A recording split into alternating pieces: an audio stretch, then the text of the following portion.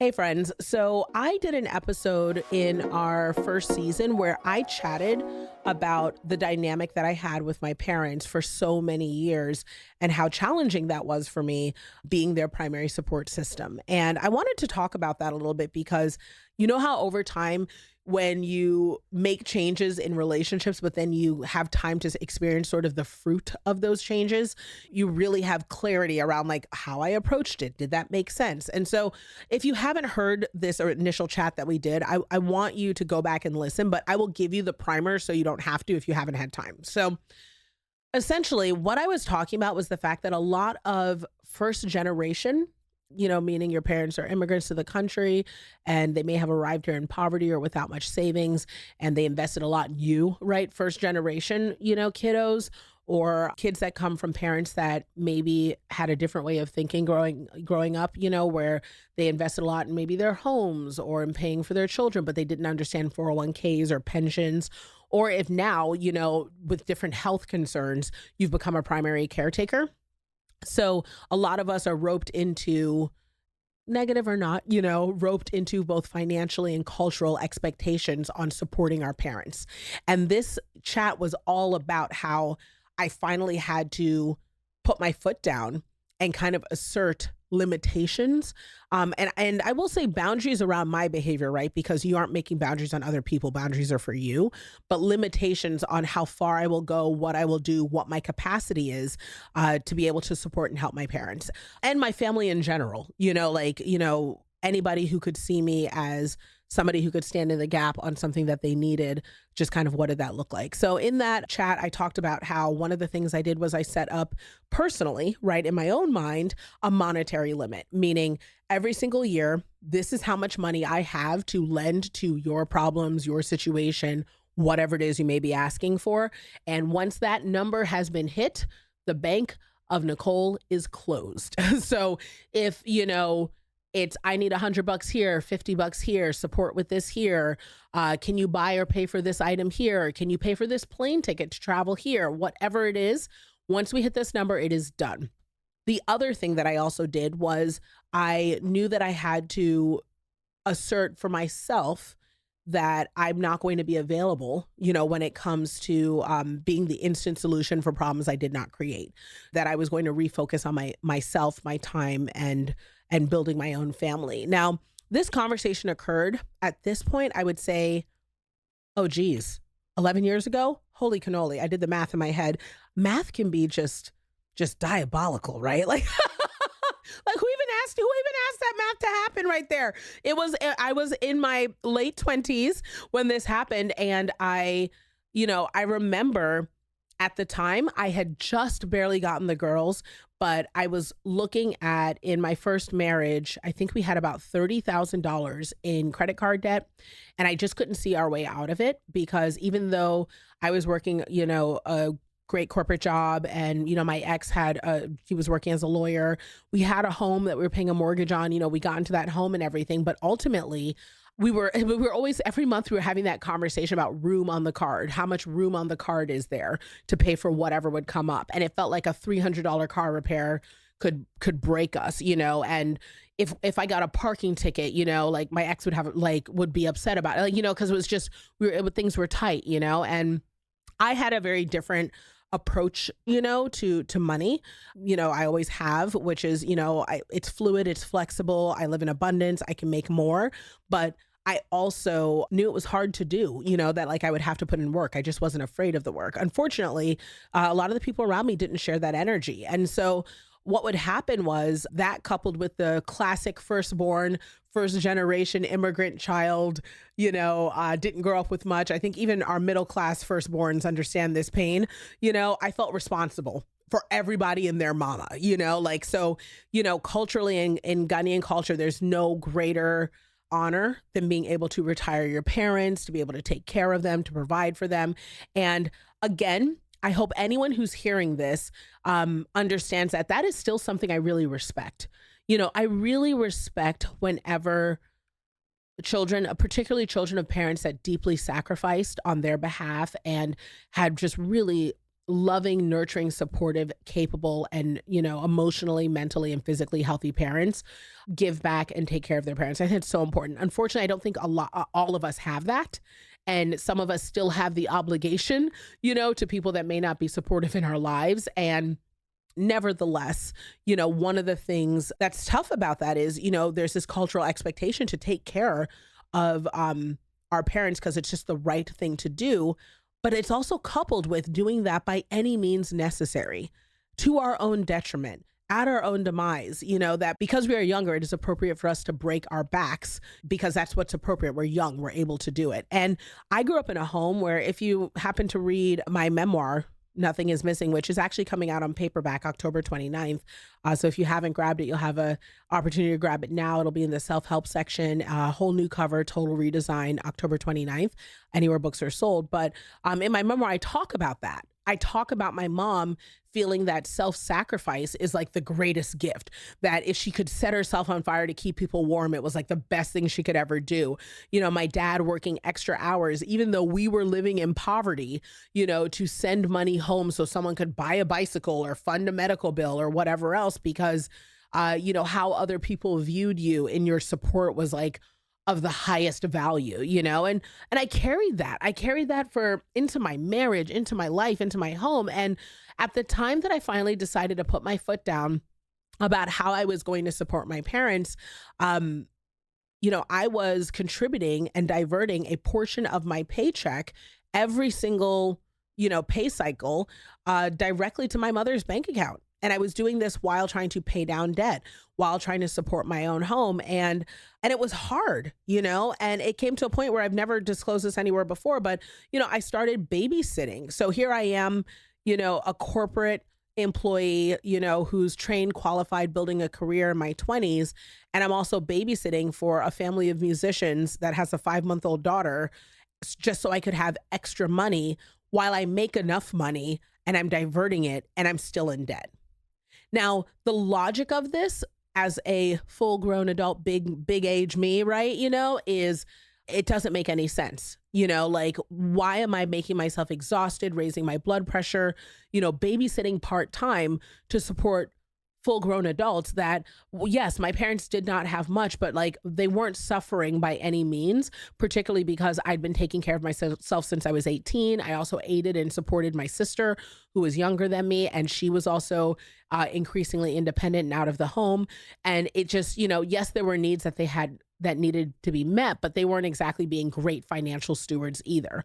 So when I reached that point where I finally said to myself, and that I talked about in our earlier chat, where I said, look, I cannot continue to take care of you if it's going to be to my detriment, and I can't guarantee that I'm going to be here another day when you actually need my help. And it's interesting because I have people in my life today that are saying that they're facing the same thing as like older adults. So they've already reached the age of, their 40s or their mid 40s, and they have family that is, if you guys have heard about some of the devastation from Hurricane Helene and, Hurricane Milton, they've got family members that are located in this region. And, one of my good friends, I talked to her this morning and she said she'd called down there to say, hey, you guys aren't in a flood evacuation zone, but are you thinking about the fact that there's going to be a lack of resources, that, the travel's going to be difficult, that if things do get uncomfortable, will you have options? And, her family members very stubbornly said, we are staying put. Now, they are adults, they have autonomy, they have that choice. But man, how familiar, y'all, how familiar is it to have to do that tug and pull and that struggle with those family members that are, either aging in place or, not accepting or receiving their medical diagnosis and the changes that it brings, or they are just poor financial managers or poor stewards of the blessings they have, or they give money away to the sibling who doesn't deserve it, like whatever it is, right? I think of so many of us have those people in our lives, particularly if you're high achieving, right? Or if you're firstborn, if you're dealing with some of these cultural norms, and you sometimes just look at them in awe. Like, do you, I'm African, so it's like, do you like to suffer? And do you enjoy, like wisdom is chasing you, but you like to run faster, like that's the energy that it gives, is like, how does this make sense?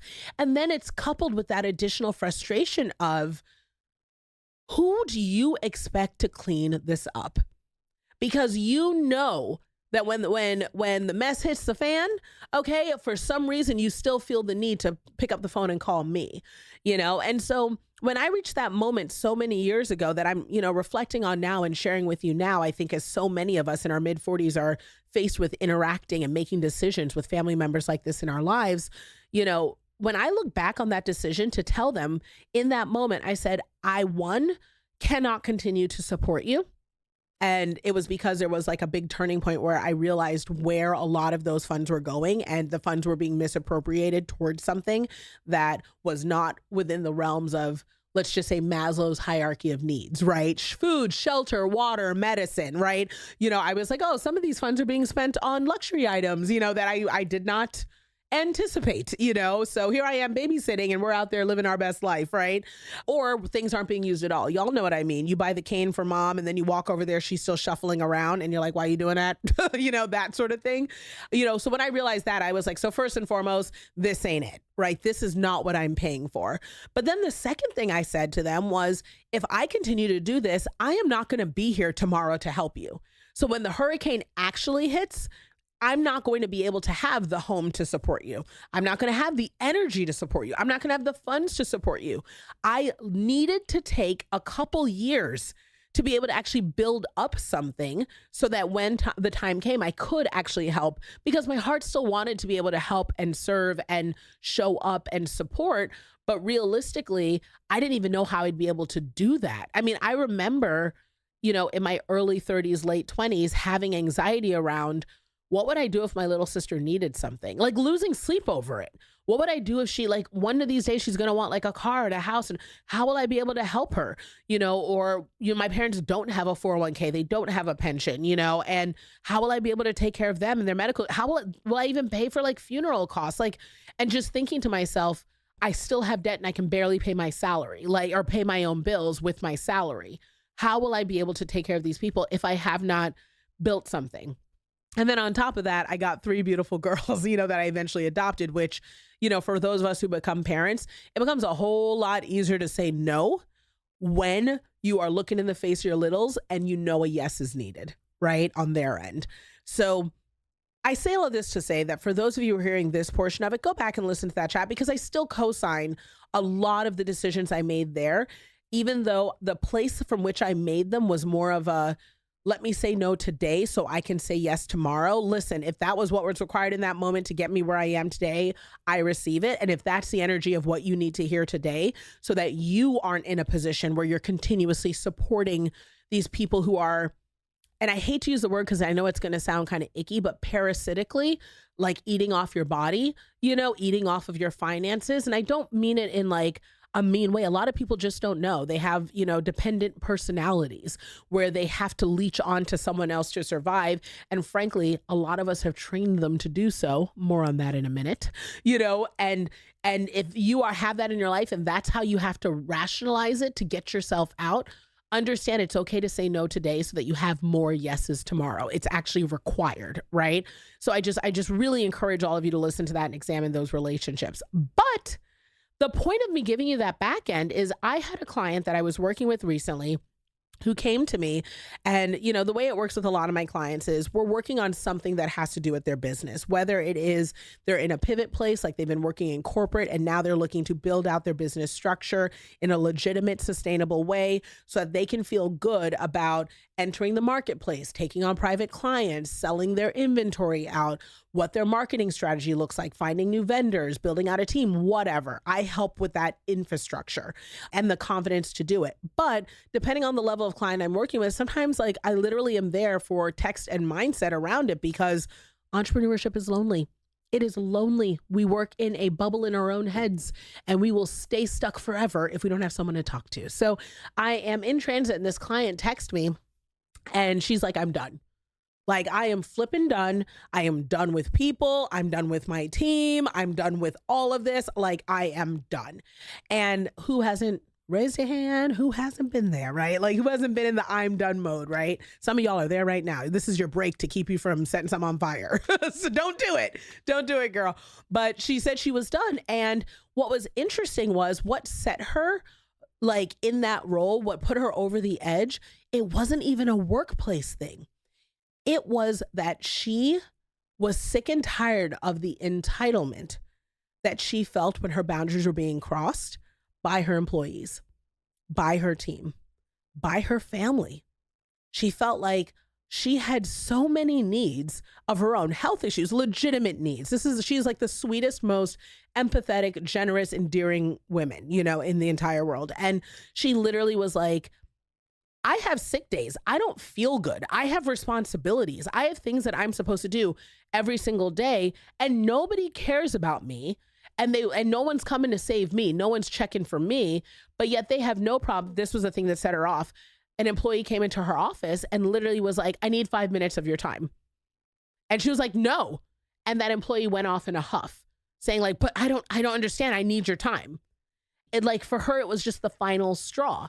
It was the final straw of like somebody else asking for something off of her body. Now, pause here. If you are a mom, if you are a sister, if you are, a boss, if you are a wife, I think we all know what it's like to stand in different roles in different places, but even more so to also be asked to lend our mental load, right? Like people want you to borrow your thinking when they can do it themselves. My little one the other day pulled open a drawer, stood in front of it, didn't look in the drawer, looked at me and said, is this where we keep the lighters?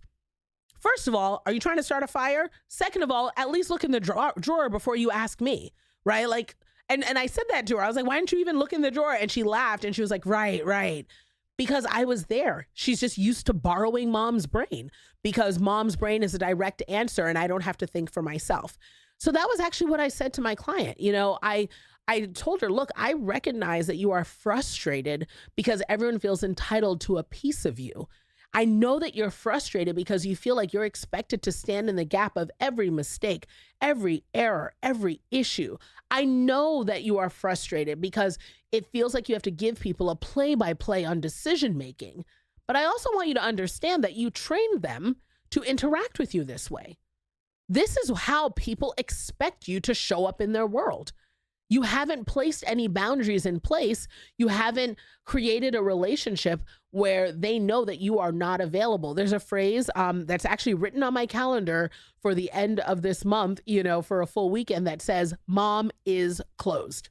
What does mom is closed mean? If you see it on the calendar, it means that I am not available. It means to act like I don't exist. So if you're like, what's for dinner? Answer the question in your own mind. If you can't find your rain boots, tough luck. You better put on some plastic bags on your feet and hope that it stays dry because mom is unavailable. She is not here. And I sometimes will put those on the calendar because I'll have busy weeks where I will say, look, I know that by the time I get to this week, I am going to be spent. And I also know that my family is capable and fully able to take care of themselves. They really are. I work very hard to run a tight, organized ship, if you will, like even my refrigerator's labeled. Y'all don't need me. It's just easier to use me. And it's important for me to train you. So I want you to understand that when I talk about training people to not automatically feel entitled to you and your time, here's what I'm talking about. I'm talking about you training yourself to let go. Because odds are it's rooted in you worrying about a mistake.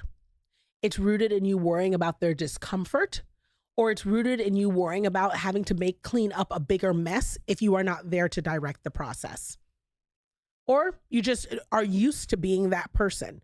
I want to let you know, none of those things have to be what they are, right? None of those things have to be what they are. And even better, there is no return on investment when you are training people to use you as the resource. So for instance, if you are raising kids that only know how to get their shoe tied, if you tie it for them, what's going to happen when you're not there or available to tie their shoe? They're not able to do the task, right? There is a return on investment in you showing them how to do that task so they are independent enough to handle it on their own. Same thing with meals. My now 13-year-old, she has a repertoire, of a few dishes she can make herself, whether it is tacos or pasta sauce and spaghetti or making a pizza or cooking up some chicken, or she can, make a mean pot of rice, old school style, not with the rice cooker, because we African, right? Like she knows how to do like a handful of things. And the reason why she knows how to prepare these meals, both breakfast, lunch, and dinner, is because that has a return on investment. Sure, it was a little bit more work on the front end, but you better believe that I don't get dinner questions necessarily. If she asks me what is for dinner, it's more of a, do I have to fend for myself? Or is this like, do we have special dinner plans, or are we going out to eat? Because she knows, sometimes we like to do stuff, but I don't have to worry about that. If it is after school and, mom right now is quite pregnant, and I am just not feeling well, as long as the ingredients are there and the supplies are there, she knows what to do, where things are. And my teaching her to fend for herself and to figure it out is good for her. There's a study that came out. I wish I had the exact name and details for it, because it's one of those things. I hate when people do that, like on podcasts and stuff, where they're like, I read this thing, and you're like, oh, that was TikTok, right? But there's an actual study that came out that was talking about how to handle children who face boredom. Now, in therapy, they talk all the time about how we don't want to impress our own emotional feelings on our children and others, which is something that we often do just out of force of habit as people, right? It's hard to think outside of ourselves sometimes, and in terms of putting ourselves into someone else's shoes entirely, like in that context. And what'll happen is, we'll look at our kids and we're like, oh, I don't want them to be bored, or I just want to make sure they're having fun, or are they being social enough? And people will impress upon their children when their children are just kind of sitting quietly, or looking for something to do. They'll instantly feel the need to step into that process. And this study actually said that there's a lot of value to allowing a young child whose brain is developing differently to figure it out.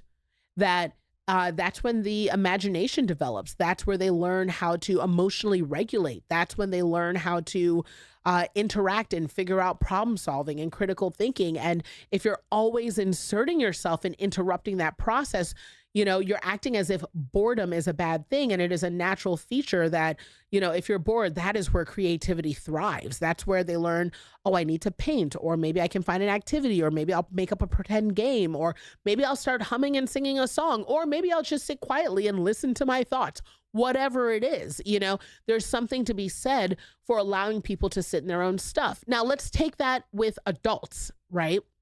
With adults, when I tell you, my biggest fear in not allowing myself to be available to help the people around me problem solve, if you will, or step in the way whenever they're confronting something or I see something coming, was I didn't want to have to clean up a bigger mess later. That's the truth of it. I was like, if I give them this $50 today, then hopefully I won't have to deal with the $500 mess later. Y'all, you still spend the $500 because they just keep coming back for another 50. Right? Isn't that how that works? That rescuing behavior serves no one, because they're never learning how to rescue themselves. And furthermore, how many of us, like I said at the top of this, will talk to that family member and say, hey, look, there's a million reasons why you shouldn't stay in town for this hurricane, and only to find out that they're doing it anyways, and that later on they're going to call you and be like, I need help. I need evacuation. Can you help at the hotel? Can you blah, blah, blah? Can you pick me up? Whatever it is. I have to tell you that being on board for the chaos later on, when you were the person who gave them the good sense on the front end, is not something you have to sign up for either. And I have learned to not let people escape the opportunity for God to teach them. And I think you should do that too. And it's rare that I give a direct piece of advice like that. Usually I'm like, think on it, see what feels right for you. No. Don't rob people of the opportunity to learn the lesson that life wants to give them. Because guess what? No one came to save you. These same people that are asking so much of you, just ask in your brain, how many times did they come when you were struggling, when you were can you rely on them in the same way? Because if you're going down for the count and you can't count on them to help you get back up, then what do you look like using and expending your energy in order to help them? And that leads me to the final piece on this. A lot of you and a lot of my clients talk to me about burnout, right? They're like, I am burning out. I am stressed. I can't do it.